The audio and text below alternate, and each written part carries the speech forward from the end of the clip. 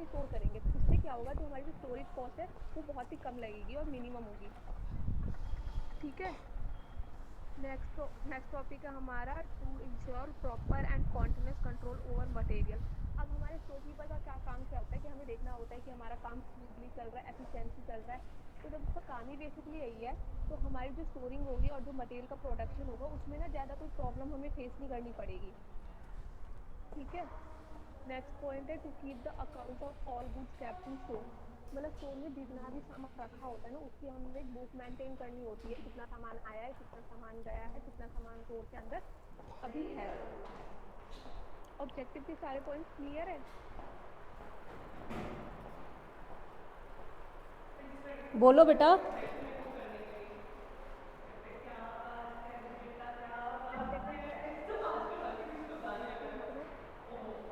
हमारे हमारे फंक्शन क्या क्या हो, तो फर्स्ट है रिसीविंग ऑफ मटेरियल।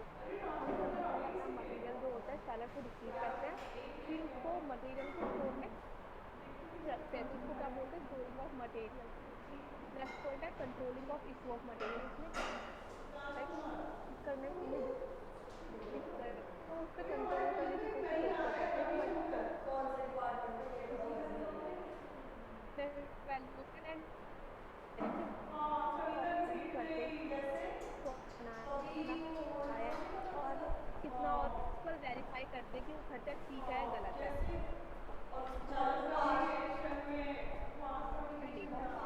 टाइम से रिसीविंग प्रोसीड्यूर में फर्स्ट पॉइंट है unloading and checking the consignment receipt. इसमें क्या होता है कि सेलर हमें सारा सामान देता है, हम अपने पैकेजेस को चेक करते हैं, इनवॉइस जो हमारे हम बिल मिलता है ना, उसके अकॉर्डिंग हम चेक करते हैं कि हमारे जितना भी मटेरियल पैकेजेस हमें मिले हैं वो सारे ठीक है गलत है, कोई ज़्यादा कम तो नहीं है या फिर उसने ज़्यादा नहीं दे दिए। ठीक है। नेक्स्ट पॉइंट है हमारा unpacking and inspecting the material. अब जो भी हमारा मटेरियल आया उसको हम खोल के देखते हैं, चेक करते हैं कि मतलब सारे जो मटेरियल है वो प्रॉपर है, कोई ख़राब मटेरियल तो नहीं दे दिया। नेक्स्ट आता है कंप्लीटिंग द रिसीविंग रिपोर्ट। उसके बाद क्या होता है, अब हमने मटेरियल ले लिया, हमने स्टोर में भी रख दिया, उसके बाद स्टोर कीपर जो होता है उसको ना एक रिपोर्ट बनानी होती है कि हमें सारा मटेरियल मिल गया। उसके बाद वो रिपोर्ट वो सेलर को भेजता है कि हमने सारे मटेरियल को रिसीव कर लिया है। नेक्स्ट पॉइंट है delivering the material to the holding store. उसके बाद क्या होता है, हम अपने स्टोर से जहाँ पे प्रोडक्शन हो रही होती है फिर हम वहाँ पे अपना सामान भेजते हैं और फिर प्रोडक्शन स्टार्ट होती है।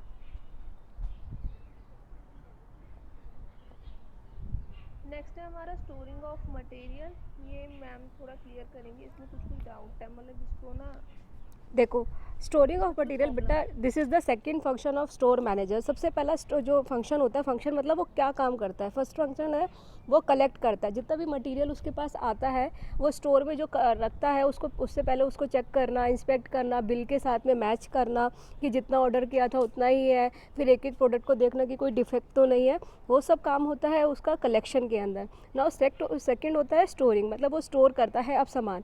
Now it is also further divided into various type of function. उसके अंदर भी फर्दर उसे बहुत काम करने होते हैं। First is identification of material. Identification of material का मतलब है कि पहले वो मटेरियल आइडेंटिफाई करेगा। फॉर एग्जांपल बेटा, मैं भी अगर फॉर एग्जांपल अगर हम एक किचन की बात लेके चले तो there are number of material for which is required for the production of food, लेकिन मैं एक सारा सामान साथ में नहीं रखती। फॉर एग्जांपल दालें, स्पाइसेस एक साथ रखती हूँ, ठीक है। आपकी जितनी भी दालें हैं, जितनी भी पल्सेस हैं वो एक साथ रखती हूँ, जितने भी एक्स्ट्रा अगर कोई मटेरियल्स है वो एक साथ रखती हूँ। तो इसी तरह से वो क्या करता है, जब उसके पास मटेरियल आता है वो देखता है क्या क्या मटेरियल आया है। उसके लिए उसने जो रैक्स बना रखी होती है उसको पहले देखेगा कि उसके अंदर जब मटेरियल आएगा चेक करेगा कौन कौन सा है, उसके अकॉर्डिंग फिर वो उसको क्या करेगा, स्टोर करेगा। Okay. Next is identification system. Identification system कैसे क्या होता है बेटा, आइडेंटिफिकेशन सिस्टम का मतलब होता है कि वो क्या, उसमें क्या चेक करता है कि जैसे फॉर एग्जांपल मटेरियल आया, मटेरियल के भी ना अलग अलग काफ़ी सारे जैसे वेरिएंट हो जाते हैं। जैसे एक स्क्रू आया, स्क्रू भी अलग अलग साइज़ का आया, तो उसको वो कैसे क्या कहते हैं, कोड कर, वो क्या करता है अलग अलग स्क्रू के साइज़ को ना एक नंबर दे देता है, कोडिफिकेशन जिसे बोलते हैं। उसके अकॉर्डिंग फिर वो उसको एक सिस्टम होता है आइडेंटिफिकेशन का भी कि वो कोड के अकॉर्डिंग उसको क्या करता है, मैच करता है।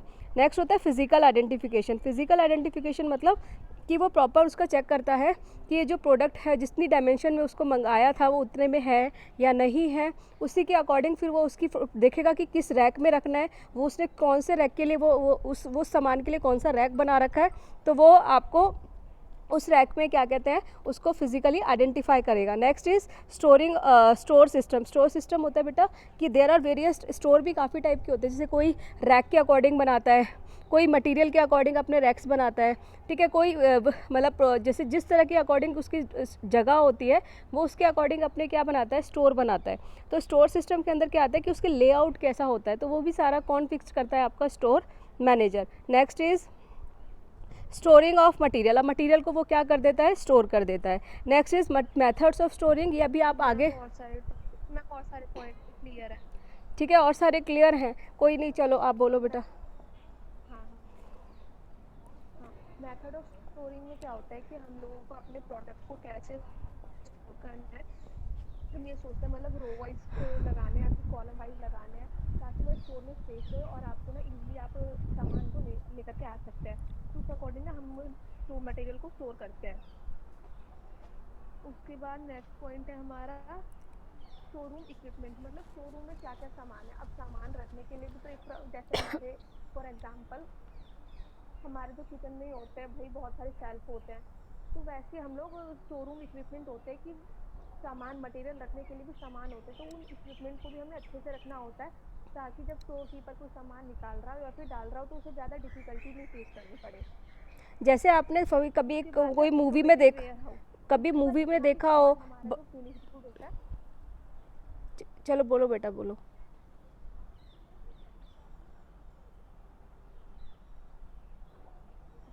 ऑटोमेटेड वेयर हाउसिंग में क्या होता है कि जब हमारा फिनिश गुड कंप्लीट हो जाता है उसके बाद जब सारा मटेरियल बन जाता है उसके बाद हम ना अपने फिनिश प्रोडक्ट को वेयर हाउस में डालते हैं, उसके बाद हम उसे चेक करते हैं।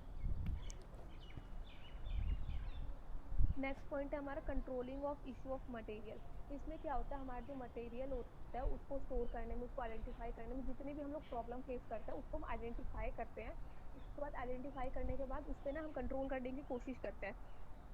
तो इसमें पॉइंट है issue of internal consuming department, मतलब जो अंदर मतलब प्रोडक्शन हाउस तक जाने में जो मटेरियल को डिफिकल्टी फेस करनी है, तो हम इसमें पहले इसको कंट्रोल करने की कोशिश करते हैं।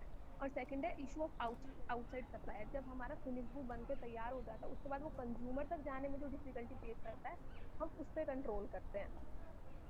ठीक है, नेक्स्ट पॉइंट है हमारा स्टॉक वेरिफिकेशन एंड वैल्यूएशन। अब क्या होता है स्टॉक वेरिफिकेशन में, स्टॉक को जो हम लोग चेक करते हैं वो ना पीरियोडिकली करते हैं, मतलब टाइम टू टाइम। उसके भी 3 पॉइंट्स होते हैं, या तो आप एनुअली कर लो, मतलब साल में एक बार आप अपनी इन्वेंट्री चेक करें कि इन्वेंट्री कैसे आई है कैसे गई है, उसकी आप ना एनुअली रिपोर्ट बना रहे हो, या फिर परपीचुअल और क्वांटिटी इन्वेंट्री, मतलब आप मंथली बेसिस पे अपनी रिपोर्ट तैयार कर रहे हो। या फिर लो पॉइंट इन्वेंट्री का मतलब क्या होता है, हमने अपनी प्रोडक्शन की और फिर हमने रिपोर्ट बना ली, जितना सामान आया हम साथ के साथ ही अपनी रिपोर्टिंग करते जा रहे हैं। और स्टॉक वैल्यूएशन में क्या होता है, इन्वेंट्री वैल्यूएशन, मतलब सेलर के पास से जो रॉ मटेरियल आया उसके बाद जो फिनिश गुड बनने तक का जितना भी चार्ज लगा है और हमें कैसे कैसे एक्सपेंस है, तो हम अपना टोटल कॉस्ट पूरा रॉ मटेरियल फिनिश गुड में कन्वर्ट हो जाता है, उसके बाद की जो कॉस्ट होती है फिर वो डिस्कस होता है कि मतलब उसमें कितना प्राइस हमें कंज्यूमर से। Thank you. किसी को कोई पॉइंट में दिक्कत है? बेटा किसी को कोई प्रॉब्लम, सब समझ आ गया? स्टोर मैनेजमेंट में बेटा ऑब्जेक्टिव इंपॉर्टेंस, जो मैंने आपको बार बार बताती हूँ, जो ऑब्जेक्टिव्स होते हैं वही आपकी इंपॉर्टेंस होती है। ऑब्जेक्टिव के अंदर आगे किसी पॉइंट में कोई प्रॉब्लम? बेटा anybody is having any problem? Screen sharing फिर मैं ऑफ कर दूं? No ma'am, no ma'am, okay बेटा। No ma'am, no ma'am.